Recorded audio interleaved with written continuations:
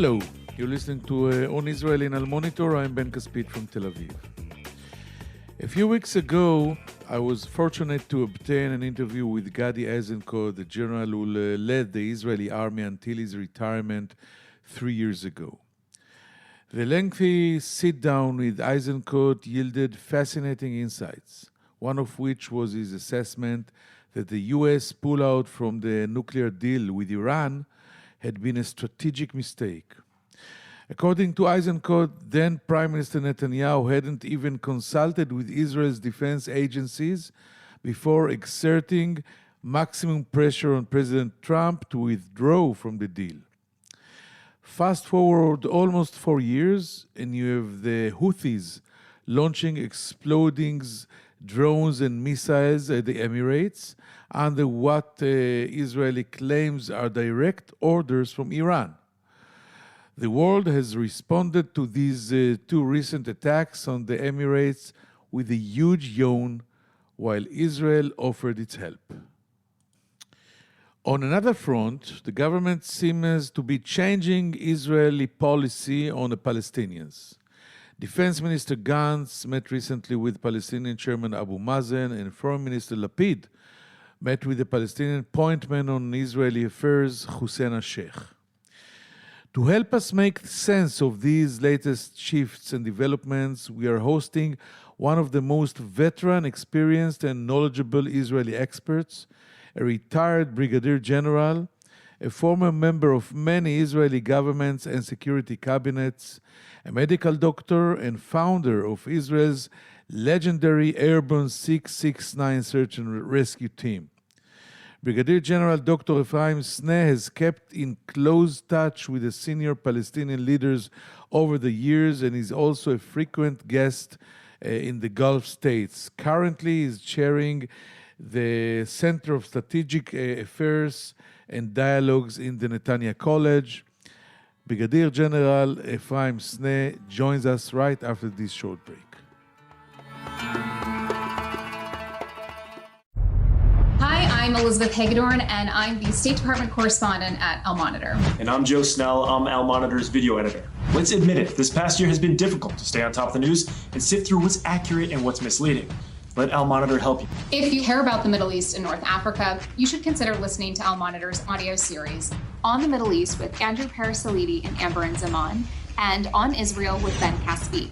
You can now watch our newest video podcast, Reading the Middle East with Gilles Capel. You can subscribe to these series on your favorite podcast platforms. And through a host of free daily and weekly newsletters, we offer a range of perspectives with the highest journalistic standards. You can subscribe to these newsletters at almonitor.com. As an award-winning media service headquartered in Washington, D.C., Al-Monitor has a network of over 160 contributors around the world.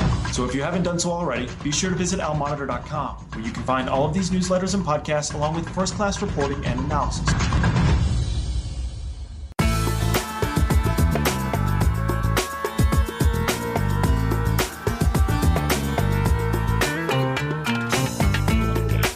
Now I'm very happy to welcome to our show my friend and colleague, Dr. General Ephraim Sneh. Shalom, Ephraim. How are you doing? And thank you for joining us here on Israel in Al-Monitor. Hi. I'm fine, and thank you for having me. Okay, let's dive into the so many issues we have to talk about. Let's start with the Palestinian issue, with which you are intimately familiar. Negotiations with them have been frozen for years. Israel has neglected the issue and demonized the Palestinian leadership. The new government is changing direction. Gantz and Lapid are meeting with senior Palestinian officials. An occasional whisper is being heard about renewing some talks. No one knows about what. On the other hand, a government that includes hawks like Naftali Bennett, Gideon Sa'ar, and Avigdor Lieberman is unlikely to go for real negotiations. How do you see these developments? Unfortunately, the current government doesn't really change the course of the previous one. There is a change, but it's not a new policy, a new direction. And we have to remember, as you mentioned, this is a balanced government. the coalition, we have to remember, 1/3 and only 1/3 of the coalition is against two-state solution. The rest are in favor. But okay, let's say it's a balanced government. A balanced government should not take unbalanced steps. And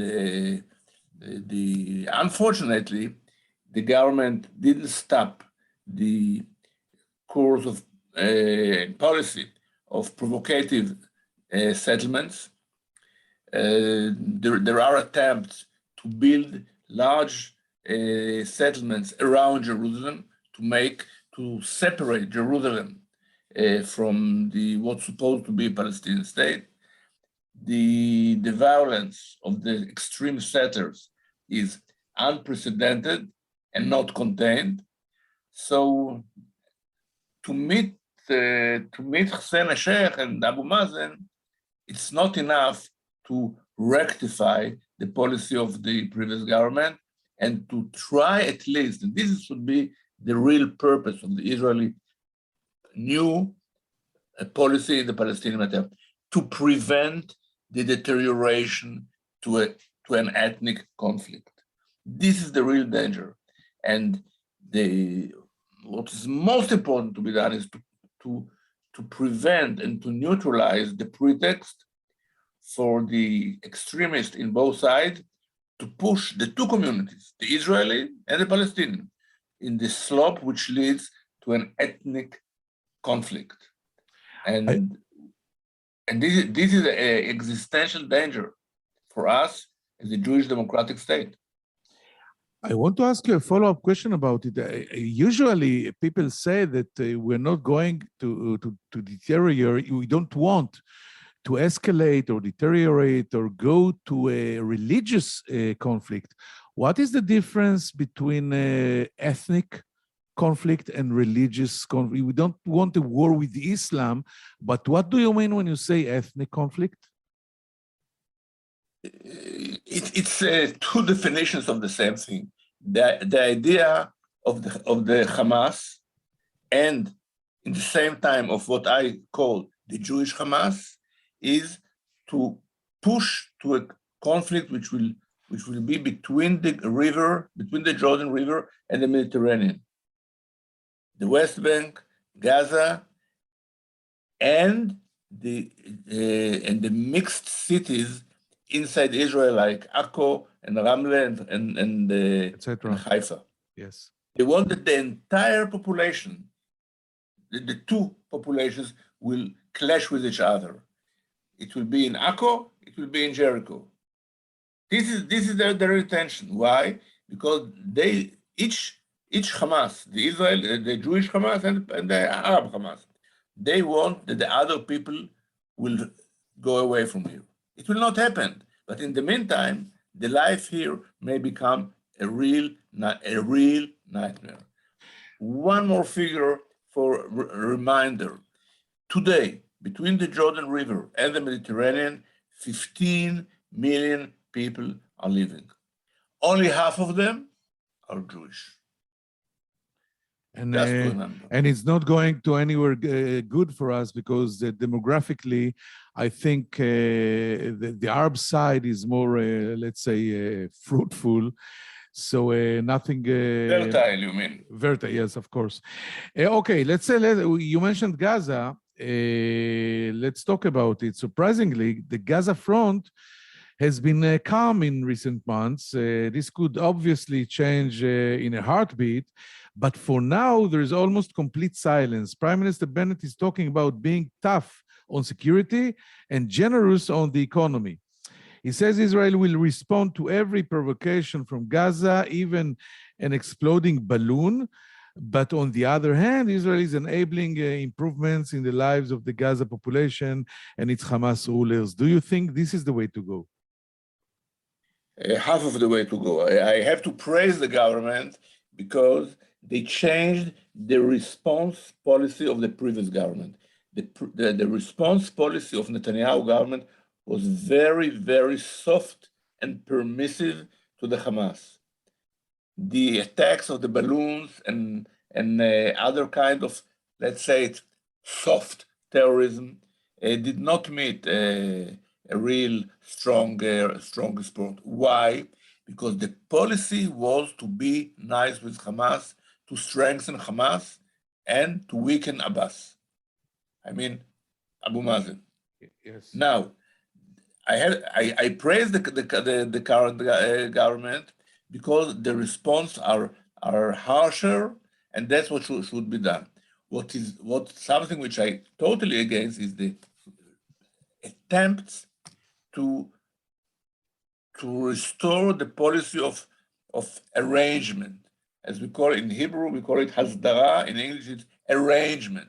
There's no arrangement with a movement or terrorist movement like Hamas. This is something that the previous government invented, and unfortunately, the current government is gradually returning to this old policy. More Qatari money, more involvement of Qatar in Gaza Strip. This should be ended. This should be ended. It doesn't mean to be tough on terrorism. No single country in the world would accept a terror basis just straight on its border. And we accept it. Why? What to do in favor of I don't think that we have to punish the population in Gaza. They're already badly punished. They live in poverty all the time, on the verge of humanitarian crisis. And we have to carefully select what we do in favor of the poor people in Gaza, and what we don't do in favor of the repressive terrorist regime of Hamas. I will give you an example that you will see that I'm not just, speaking nice words in the world. If you increase the number of people from Gaza who come to work in Israel, it's good for them. It gives them a lot of money that they need. And by doing so, you create a hardcore of Gazans who have a clear interest that will be no terror across the border. And the Hamas knows it. This is something which is good to the people of Gaza, bad to Hamas. Because if Hamas restart the shelling and the rockets, launching of missiles, it means for these people who bring bread home that they will not. So this is an example of a measure which is good for the people, bad for Hamas. But to allow the Hamas to enjoy the Qatari financing just in order to prepare themselves for the next round with Israel, this is irresponsible. But we live in a catch-22 situation. By the way, this is exactly what this government is doing. And right now, if I'm not wrong, 10,000 Gazans workers can go to Israel daily to work, and they support around, I think, something like 150,000 people in the street. But what can you do against the Hamas and the rulers? Because you cannot conquer Gaza. You cannot go back to Gaza because you will be in a swamp that no one wants to be in. So how would you solve it? Look, I will tell you what is the problem. You cannot solve the problem of Gaza separately from the entire Palestinian problem. All the time we are looking for solutions that will solve the problem of Gaza. The problem of Gaza is a part and parcel of the Palestinian problem, and the solution is a comprehensive one, not a social solutions for the poor people in Gaza. It's not enough. It's a part of the political problem. Now, what can you do in the meantime? Given the paralysis or the diplomatic paralysis of the Israeli government, you can at least be very harsh on terrorism, generous as possible to the population, and another point, you can cooperate with Arab countries who are against one or the Muslim Brotherhood, which Hamas is actually a part of it, and they want to play a role. And sometimes we have to convince them to play a role in Gaza. But why is Qatar the only state that can be active in Gaza? No. Okay, So talking about Egypt, from their reasons, they are quite. I would say they are quite soft on Hamas because of other considerations. But we have to solidify an Arab front against Hamas. I think we will both agree that the late Egyptian President Anwar Sadat was very clever when he refused to get the Gaza Strip with the rest of Sinai after the peace accords between Israel and Sinai. Now we are stuck with this problem. But I want to go with you. You mentioned Qatar. Let's move to the Gulf. I recently wrote on Al Monitor that Israel is convinced the Houthis were operating under direct orders from Tehran when they deployed explosive drones and missiles against the Emirates. Do you agree with this assessment? And what do you make of these aggressive Iranian signals? Are they directed at the negotiators in Vienna? Look, with all modesty, 7 years ago exactly, plus 1 month, I wrote that that Yemen is the next base of terrorism in the region, and the Houthis are supported by Iran, and they will carry out terrorist actions against the Arab state and maybe even against Israel, something which till today they didn't dare to do. The activities of the Houthis in Yemen is like Hezbollah in Lebanon. It's like the militias in Syria. This is extension of this is the way the Iranian regime is acting to gain hegemony in the region. They support militias, not necessarily Shiite, support the militias, and through the militias, they are taking over countries. It is Hezbollah in Lebanon. It's now they entrenched in Syria, in Iraq. Don't forget, important place, and in Yemen. Now, what should we do? No matter what will be in Vienna, even if there is an agreement in Vienna, the countries in the region, Israel included, have to keep fighting against the Iranian subversion. Agreement in Vienna will not exempt us of the duty to fight the subversion. And we have to do it. And there are a lot to do, not only in Yemen. Here, UAE and Saudi Arabia are doing what they are forced to do. But let's speak about another example: the precision guidance of the missiles in Lebanon. There are 150,000 missiles and rockets in the hands of Hezbollah, and Iran is in the middle of an effort to upgrade their homing and navigation capacities.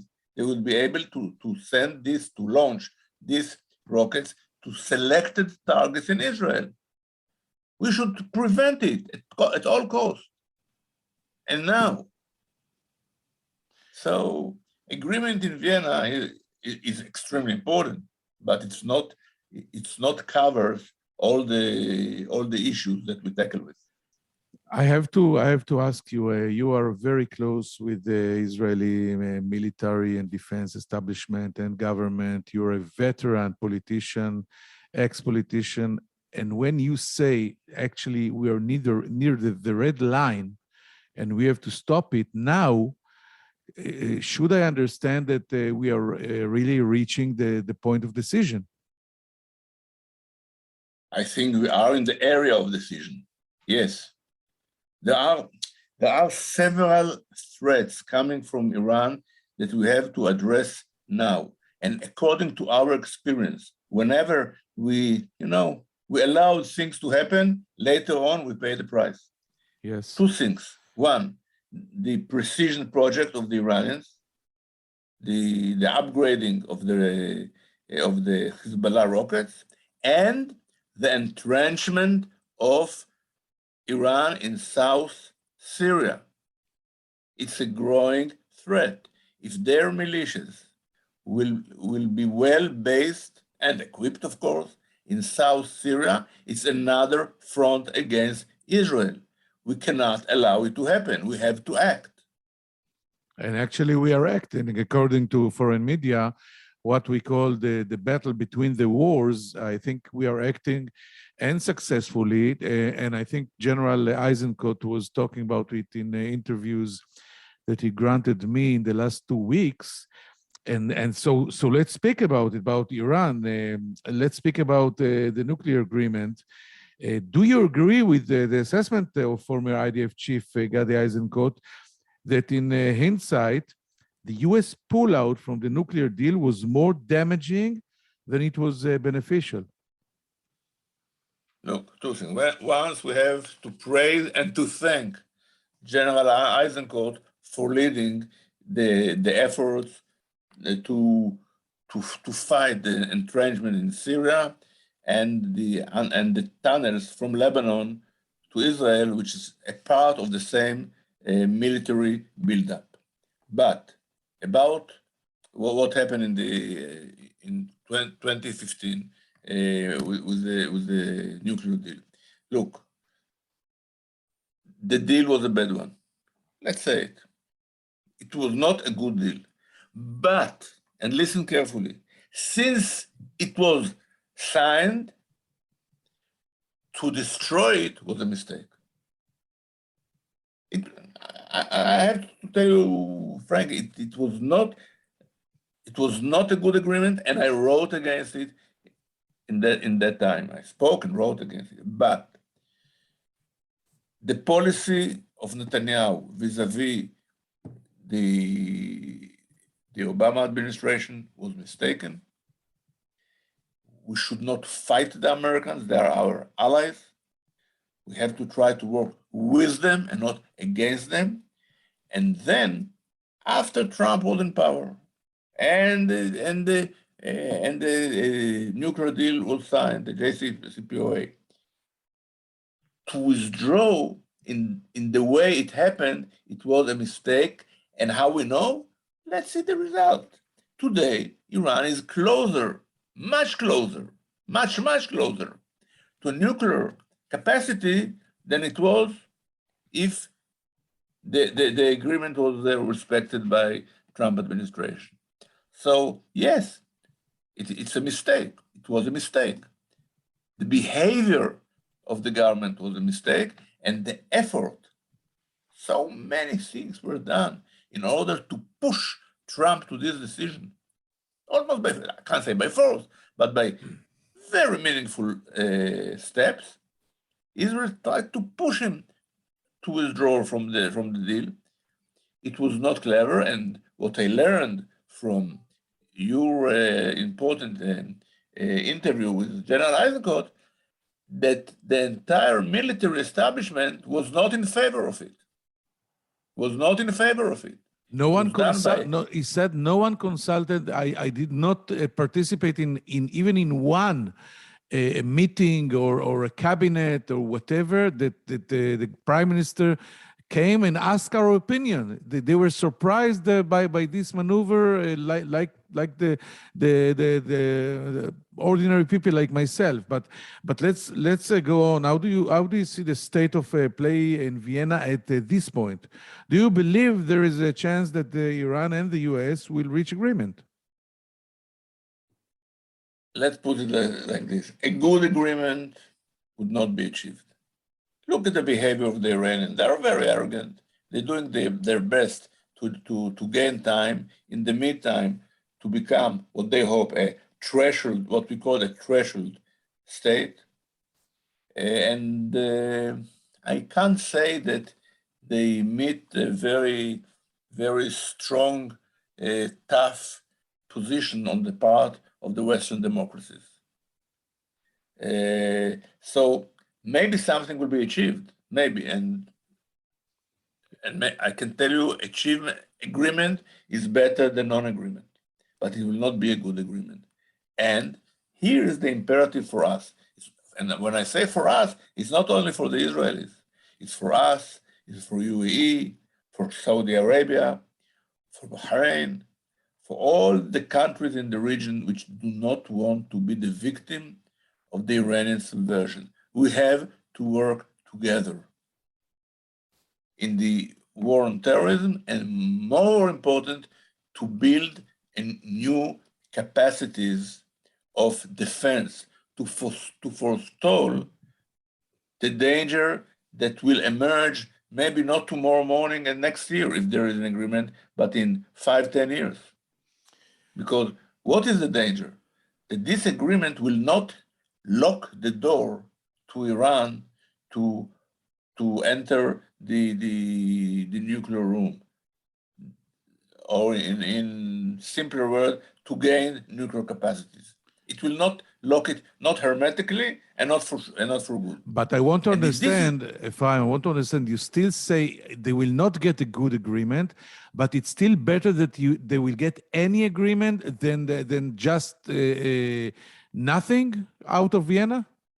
I'm afraid that if will be no agreement, will be no limits on the Iranian activity, and I don't see someone who is decisive and strong enough to stop it by force. What about us? We may be in this position, but it's not the preferred choice. It's I understand. Look, we should act alone only if this is the really last resort. Really last resort. We have to try to avoid the situation, but maybe we will have no choice. We cannot live under Iranian bomb. No way. No way. But it's not an easy choice. Yes, and I understand. don't see that we have too many strong partners for this position of mine. So if you were in government right now, maybe rather than Bennett and Lapid, what would you do to achieve the most influence possible on the Iran nuclear issue? We all remember that Benjamin Netanyahu did not have any influence because of the relationship that you just mentioned between him and the Obama administration. I think the situation between the Bennett-Lapid government and the Biden administration is better, but still I don't see Israel dominant, or maybe I'm wrong. Look, the Israeli dominance in Washington is a fairy tale. It's not the reality, but Israel may have influence.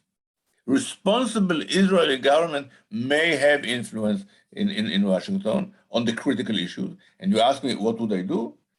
With the Americans, to try to rebuild an intimate, intelligence-based dialogue, to at least to share the information and to try to think together what to do. I'm not so happy from the activism of this administration, but they are our friends. They are not our enemies. Let's not forget. They are the best friends that we have. So we have to reach with them understanding, agreement, and to decide on what we do together, if possible. This is the first thing. This is between Israel and the United States of America. Very important to reduce the tension, but to renew the intimacy, the trust, and the cooperation. Now, about the regional, our neighbors, those who already signed the Abraham Accord, and those that will sign Abraham Accord in the future. We have to build with them a new strategic defense alliance with no favors of anyone. This is the mutual interest of these countries, which I actually said who they are, to act together, and the combination of our technological supremacy and the financial strength of our friends together, it's a very strong power. And we have to consolidate this power and to use this power. This is the imperative on our policy in the region. You don't think I will let you go after you said the future alliances or the future countries that will sign, are supposed to sign the Abraham Accords? Which countries do you mean? Who didn't sign yet? Saudi Arabia? Kingdom of Saudi Arabia and Oman. Now, the foreign minister of Oman said today, when the conflict with the Palestinians will be resolved, we should join. He said it today, on record. But it will not be resolved in our lifetime, as you know. Opa, that brings me back to the beginning of our conversation. The people of Israel, I don't say the government of Israel, the people of Israel should be convinced that it is in our high strategic interest to resolve the conflict with the Palestinians. I hinted that we are now only half of the population between the Jordan and the Mediterranean. If we are half, we have to look for a solution of separation and two friendly states. Will be no other. Look, people can be very satisfied with their own messianic convictions, but at the end of the day, at the end of the century, we have to live side by side. No other way, unless we give in to the two Hamases, the Arab Hamas and the Jewish Hamas, and we go to ethnic conflict, and this is a disaster. And we, as you said, we went back to the beginning. But I have another question, because we're out of time. But it's so important that I cannot let you go before asking you about Prime Minister Bennett, that said in the recent interviews he granted that the war between Israel and Iran is largely one-sided, and that the time had come for Israel to hit Iran directly in order to weaken it. Do you agree? Look, I'm in favor of doing and not talking.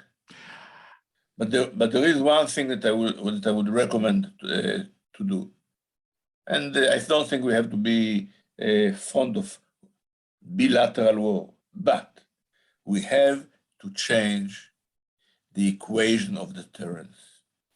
Today, what we say, if the Israeli civilian population would be hit by rockets and missiles from Lebanon, Lebanon will be destroyed.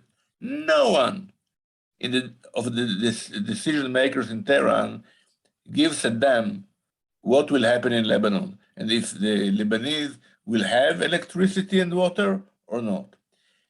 We have to change the equation of deterrence and to say, if you will hit our population, we will hit back in targets which are existentially important to you, the Iranian regime. And there are ways to make this deterrence credible without provocations. There are ways to do it.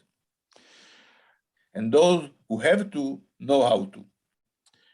I have to say that I'm very sorry we're out of time, but it was brilliant and very, very interesting. And I thank you again, General Dr. Ephraim Sneh, for joining us here on Israel in Al Monitor. Thank you very much. Toda, Ephraim. We will go now for a brief recession and come back within seconds. Wait for us. Hello, I'm Gilles Kepel, professor at Sciences Po and Normal Sup in Paris, and author of a number of books and articles on the Middle East. Through my new podcast, Reading the Middle East, on the award-winning media service and Monitor, we will take a deep dive into the trends in the region with the authors and thought leaders who are shaping how we think about the Middle East. Reading the Middle East will be a fantastic addition to Al-Monitor's outstanding podcast lineup, including On the Middle East with Andrew Paraziliti and Amberin Zaman, and On Israel with Ben Caspit. You can subscribe on your favorite listening platforms. We look forward to your joining our conversation.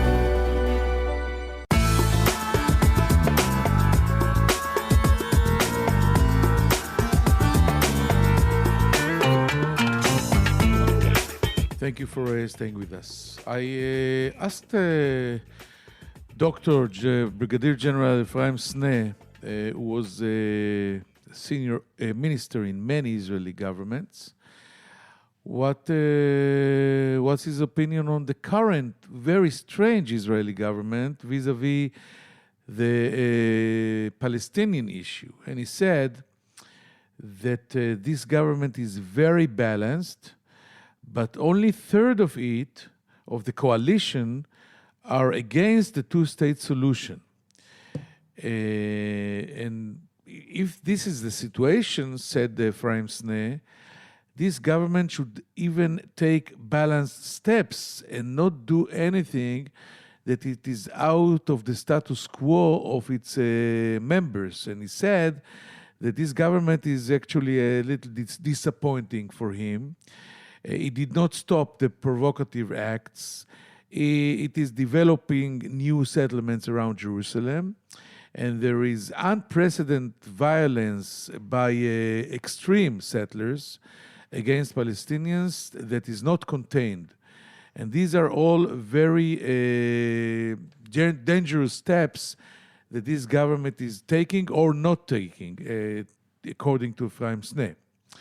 And it should be more bold in doing things in order to prevent deterioration of this conflict to become ethnic conflict, which will be or can be, according to Sneh, an existential danger to Israel as a Jewish democracy in the Middle East. By the way, Ephraim Sneh uses the term the Arab Hamas or the Palestinian Hamas and the Jewish Hamas, and I think he is a little extreme comparing the extreme settlers, and we are talking about maybe 1% of the Israeli settlers to Hamas. And we moved to talk about Gaza, the Gaza Strip, and there he praised the government that changed the policy of Netanyahu's governments, the policy, especially in the response policy on violence. And he said that this government is more strong in responding to the balloons, to the rockets, and the policy should be you have to come nice to the population, harsh on terrorism, and generous on the population. And he said that this government is, thanks God, stopped strengthening Hamas and weakening the Palestinian Authority, and now it is doing vice versa. And it's very important if we want to solve the Palestinian problem or the Gaza problem one day. And finally, he said, you cannot solve the problem of Gaza separately from the Palestinian problem. Sooner or later, it should become again one unit entity, united entity, of course. Then we moved to speak about other fronts, talking about Houthis attacking the Emirates. Ephraim Sneh mentioned in a piece that he wrote 7 years ago, and I remember it because I read it, when he said or predicted that Yemen is going to be the next base of terrorism in the Middle East, taking its orders from Tehran. And he actually said that the activity of the Houthis from Yemen is similar to the activity of Hezbollah from Beirut and southern Lebanon. They are all the same hands of one head or one headquarters in Tehran. He also said that he doesn't know what will be the results in Vienna, but anyway, in any result in Vienna, the countries in the Middle East should go on fighting terrorism and subversion in anywhere, anytime, in any cause, especially in Yemen, to restore order and safety to the Emirates and all the other countries.